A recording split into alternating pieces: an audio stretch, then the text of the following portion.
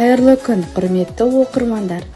Сіздердің назарларыңызға көктемнің алғашқы күні 1 наурыз алғыс айту күніне орай қазақ жеріне рахмет атты медиа-шолумызды ұсынамыз.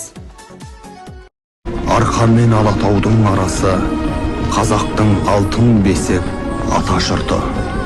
Әгәрәкей, кімдегім осынау қасиетті жерімізге көз алартып, шырқымызды бұзар болса, өз қанының өзін тұншықтырарымызда біліп қойған абзал. Төсекте басымыз қосылмаса да, төскейде малымыз қосылған, қай көршімізге де айтарымыз осы.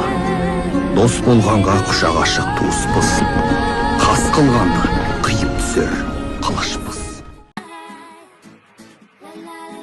1 наурыз күні бұл, ең алғашқы мереке, алғыс айту күнінде арта берсін береке. Алғыс айту күнінде татулықтар орналар, ізгі ниет жүректен алғыс айту жалғанар. 1 күні көктемнің жақсылыққа бастайтын, татулықтар көп болсын, шаттығынды растайтын. Алғыс айту күні қазақстандық патриотизмнің, бірлік пен достықтың жарқын мерекесі. Қазақстан халқы бұл мейрамды алғаш рет 2016 жылы атап өтті.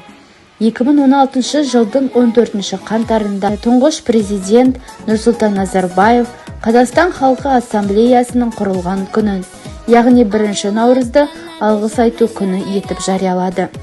Қазақстан халқы ассамблеясы құрылған күн, яғни 1 наурызды жыл сайын барлық этностың бір-біріне және мейірбандық танытып, ол адамдарды өз туғандай қабылдаған қазақтарға алғыс айту күні ретінде атап өту әділетті болар еді.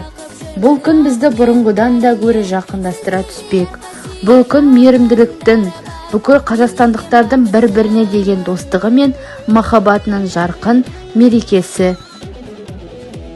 Алғыс айту күнінің мақсаты өскелең ұрпақты достық, бір-біріне деген құрмет пен отансүйгіштікке тәрбиелеу.